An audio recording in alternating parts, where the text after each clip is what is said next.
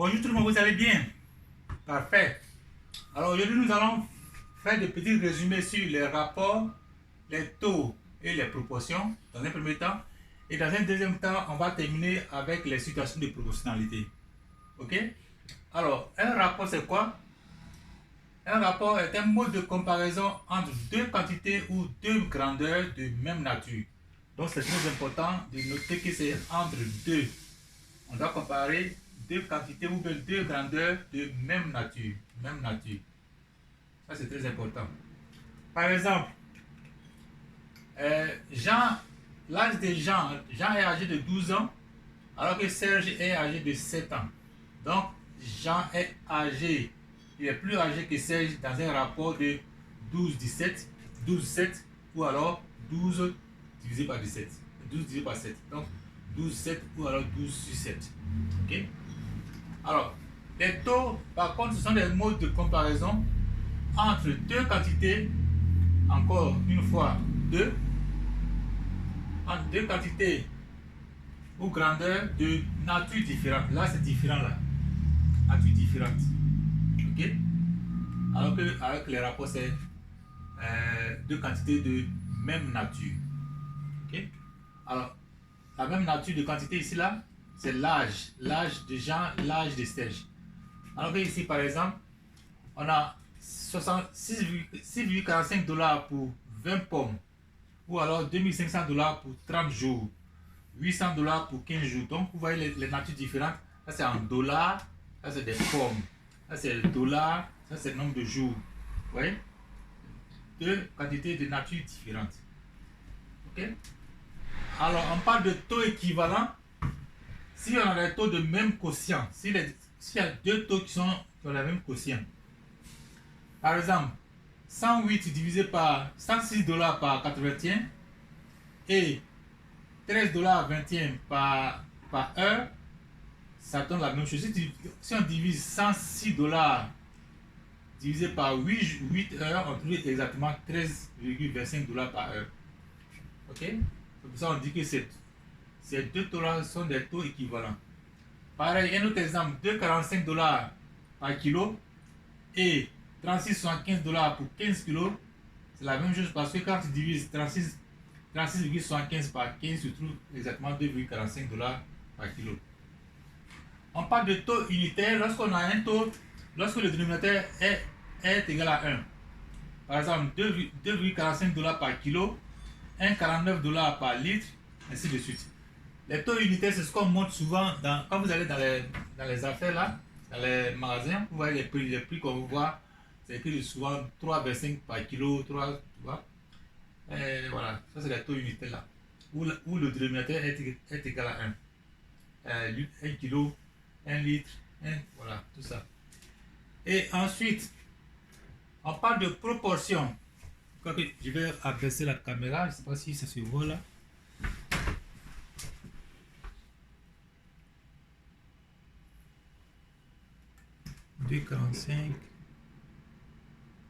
Voilà. Donc on va baisser la caméra pour voir. Donc on a vu le taux unitaire.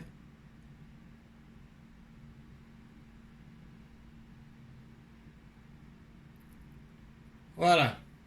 Donc on a vu les taux équivalents, taux de même nature. C'était ça. Et maintenant le taux unitaire, donc c'est le taux où le dénominateur est égal à 1. 1 kg, 1 litre, et choses comme ça. Par exemple, 2,45 $ par kilo, 1,49 $ par litre, et ainsi de suite.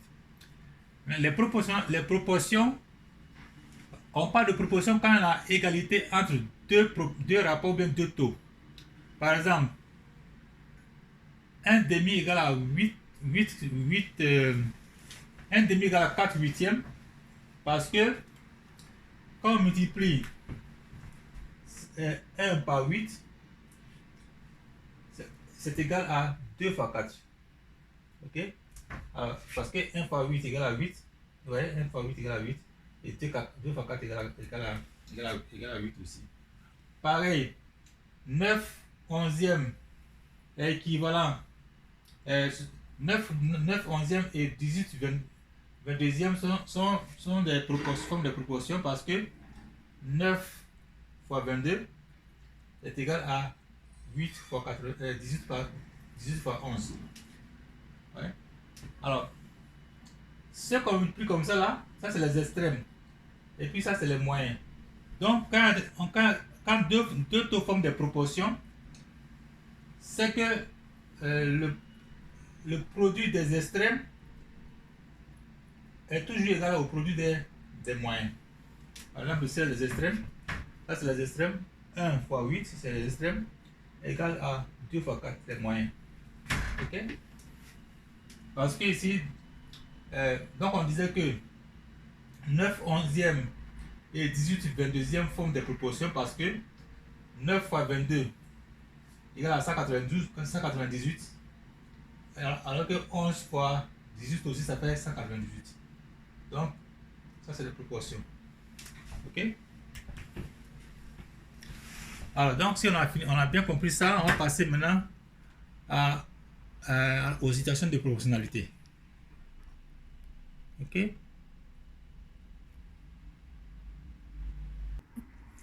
Par exemple, ici, on dit de chercher, de trouver la mesure manquante pour que les deux rapports, ce rapport et puis ce rapport, forment une proportion. Ok? Alors, donc, quand on dit que quand deux rapports forment une proportion, c'est que le produit des extrêmes, donc 14 fois 27, doit être égal au produit des moyens. Ok? Donc, je fais 14 fois 27 sera égal à 9 fois le point d'interrogation. 14 fois 27 égale à 9 fois le point d'interrogation. Et donc, pour trouver le point d'interrogation là, la mesure manquante, on doit l'isoler. Donc, on doit diviser à gauche, à droite par 9 et à gauche par 9. On doit diviser ça par 9 et ça par 9 pour trouver donc le point d'interrogation. C'est ce qu'on a fait là. Le point d'interrogation est égal à 14 fois 27 divisé par 9. Là, on trouve 42.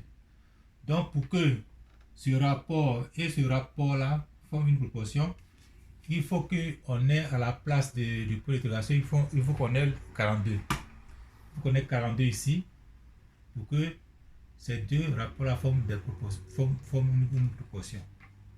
On a bien compris? Ok, donc ça c'était un exemple avant de passer aux situations de proportionnalité. Alors maintenant nous allons voir donc des situations de proportionnalité. Considérons par exemple cette table de valeurs de deux variables x et y. Ok? Et donc lorsque x égale à 1, y égale à 4, x égale à 2, y égale à 8, x égale à 3, y égale à 12, x égale à 4, y égale à 16, x égale à 5, y égale à 20. Alors on remarque que quand on fait 1 divisé par 4, ça fait 0,5, 2 divisé par 8, ça fait 0,5, 3 divisé par 12, ça fait 0,5, 0,5, 0,5. Ok, donc on a un rapport, le rapport entre les valeurs associées. Le rapport entre les valeurs associées de ces deux variables-là est toujours constant. Ok? De plus, si on considère deux couples différents, n'importe quel des couples, on va remarquer que ces couples-là forment toujours des proportions. Par exemple, si on prend le couple 1, 4 et 2, 8, on voit que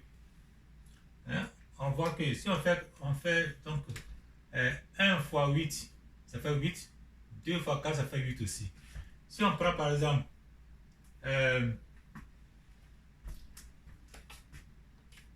si on prend 3 fois 16 et puis 4 fois 12, on voit que ça fait 48. Donc 3 fois 16, ça fait 48, 4 fois 12, ça fait 48.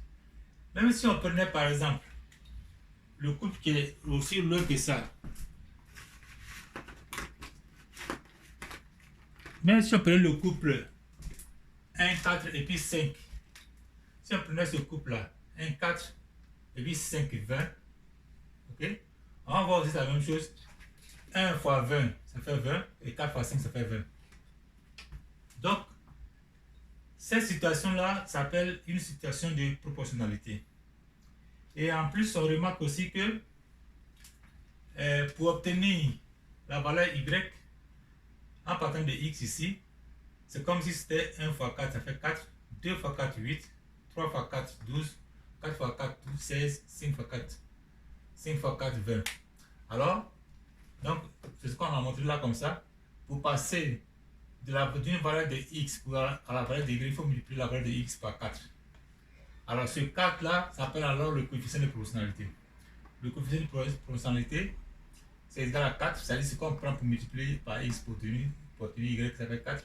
Ou alors, le 4 là, le coefficient de proportionnalité, on le trouve en faisant quoi? En prenant une valeur de y divisé par la valeur qui est, hein, on prend x divisé par y. Donc, ce 4 là, on l'obtient en faisant y divisé par x. N'importe quel y qu'on prend ici dans un couple divisé par le x correspondant, on trouve alors le coefficient de proportionnalité qui est égal à 4. Alors, j'avais dit aussi que on a toujours le même rapport qui est constant, 1 divisé par 4, 1 divisé par 4. Donc, on a aussi dans le rapport de proportionnalité qu'on obtient en prenant x divisé par y. On voit que ça, c'est l'inverse de ce qui est là. Ok? Ici, on a 4 et y divisé par x divisé par y. On va toujours trouver l'inverse du cas, c'est-à-dire 1 sur 4, ça fait 0,25. Ok? Alors, dans une situation de proportionnalité, on peut trouver la règle de cette façon-là. On prend la valeur qu'on obtient en multipliant la première valeur par le coefficient là, qu'on appelle donc la variable dépendante, c'est-à-dire le y ici c'est la variable dépendante, multiplié par le coefficient est égal au coefficient multiplié par la variable indépendante. Donc le x qui est là c'est la variable indépendante, le y c'est la variable dépendante. On voit bien que les valeurs de y dépendent du choix de x ici, en multipliant par le coefficient. Donc, la règle dans une situation de proportionnalité s'obtient en prenant y égale à coefficient multiplié par x. Donc, y, variable dépendante égale à coefficient multiplié par variable indépendante. Ok? Et si on représente ces valeurs-là, ces couples de valeurs dans un repère cartésien, c'est-à-dire pour chaque x, on place le point correspondant à fin. On place le couple de points 1, 4, 2, 8, 3, 12, 4, 16, 5, 20 dans un repère cartésien. Par exemple, voici le couple 1, 4 pour 1 et 4. Donc on place ce point-là faisant quoi? En traçant une parallèle à l'axe de y à partir de 1 et en traçant aussi une autre parallèle à partir de 4 là.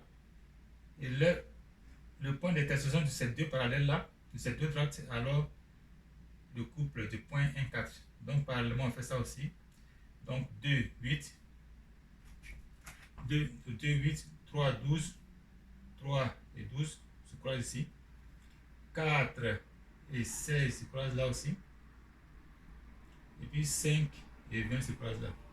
Quand on a fini, on prend une règle et puis on relie ces points-là. Ok? Alors, qu'est-ce qu'on remarque? On voit que cette droite, la droite reliée à ces points-là passe par l'origine du repère ici. On parle alors de variation directe. Donc, une situation de proportionnalité est aussi appelée une situation à variation directe entre deux variables. Ok? Donc, je vais écrire la variation directe en rouge ici. Donc, je vais juste dire que ça, c'est une variation directe. Variation directe parce que le rapport entre x et y là est toujours constant. Le taux de variation est toujours le même. Donc, variation directe. Variation directe parce que non seulement c'est une droite, mais ça passe par l'origine ici, ça passe par 0, ça passe au milieu ici. Ok? D'accord. Alors, on va prendre l'exemple qui est juste à côté là. Alors, je crois que ce n'était pas sorti dans la caméra lorsque je parlais de la variation directe ici. Alors, je disais que si on représente ces coupes de points là, la table de valeurs qui est de départ dans un repère cartésien, hein, on relie donc les couples de points 1 et 4 en traçant une ligne parallèle à l'axe là, une ligne parallèle qui passe par 1, et puis une ligne parallèle à l'axe X qui passe par 4. Les deux lignes là, leur point d'intersection c'est le point 1, 4. Pareil, on fait 2 et 8. On a un point d'intersection. 3 et 12. 4 et 16. Ouais. Donc ces lignes-là sont tous parallèles. Ce sont les lignes droites qui sont parallèles à ça. Ok. Donc quand on a placé les points là, on prend une règle et puis on les relie par une droite. Ok. Et on constate que cette droite-là va passer par le centre de l'origine du repère. Ici c'est 0, 0. Donc ici ça passe par 0 ici.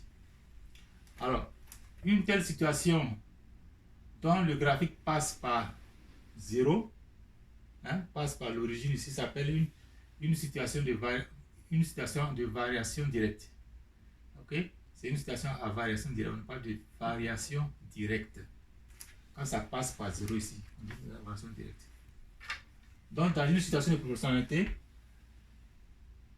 le graphique correspondant va toujours passer par 0. Ok? Alors, prenons maintenant cet exemple-là où on nous dit que on a un tableau qu'on doit compléter, sachant que cela représente une situation de proportionnalité. Alors, si on dit que c'est une situation de proportionnalité, on sait déjà, d'ores et déjà, alors que le coefficient va s'obtenir en faisant y divisé par x.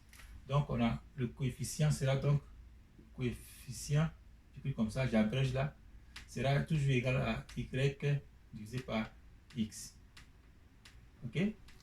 Alors, donc, on regarde dans le tableau. Est-ce qu'il y a un couple de valeurs quelque part? Est-ce qu'il y a x et puis y quelque part? Ici, il y a x, il n'y a pas de y ici. Ici, il y a x, il y a y. Ok? Donc, ça nous suffit. Une fois qu'on a un couple déjà là, ça nous suffit. On prend le y divisé par le x correspondant. Donc, ça fait donc ici 3 divisé par 4. Ça fait 0,75. 0,75. Alors, donc, on a notre coefficient.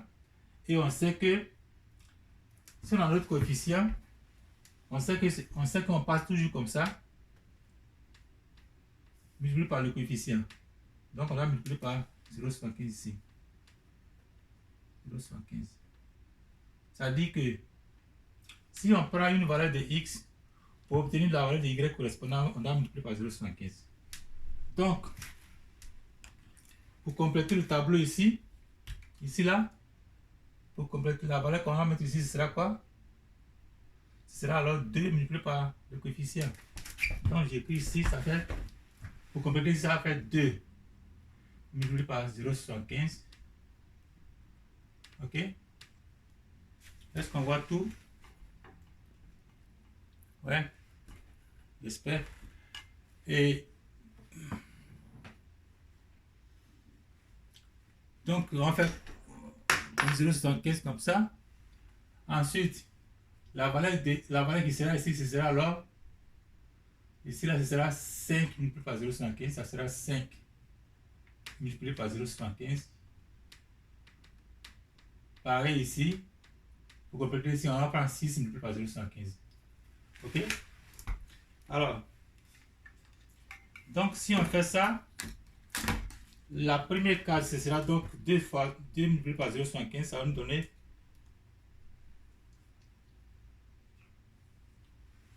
2 multiplié par 0,75, ça nous donne donc 2 multiplié par 0,75, ça nous donne 1,5 ici. Ça fait ici 1,5. Ensuite, ici, pour obtenir ça, il faut multiplier le 5 par le coefficient. 5 multiplié par 0,75.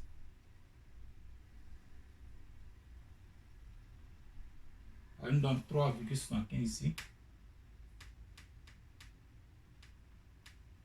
Ok? Et pour trouver la valeur manquante ici, on doit prendre le 6 multiplié par le coefficient. Pareil, 6 multiplié par 0,75.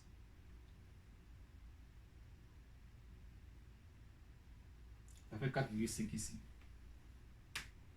Ok? Ok? Et là, on pourrait nous demander de trouver la règle de cette situation-là. Eh bien, on vient de trouver, on a défini tout à l'heure que pour avoir la règle d'une situation de proportionnalité, on prend toujours y c'est-à-dire la variable dépendante égale à coefficient qui multiplie la variable indépendante.